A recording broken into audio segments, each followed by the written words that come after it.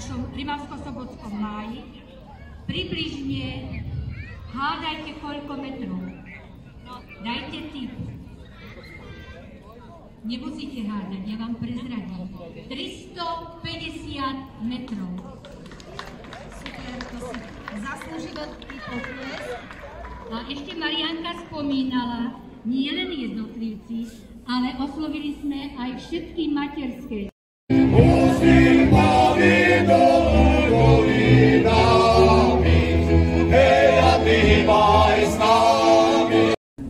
Ale aj život a zdravie ľudí.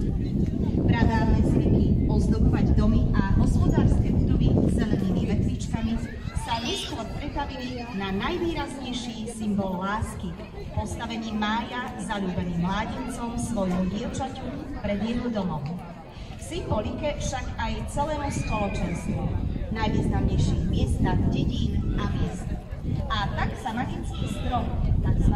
Májka, stáva znamením lásky, znamením priateľstva, súdržnosti, dávneho rodu, pospolitosti, občianstva, ale aj spolupatričnosti a odhodlania jednotlivcov s hybnou silou k napredovaniu, zveľaďovaniu podmienok k lepšiemu a hodnotnejšiemu životu všetkých obyvateľov.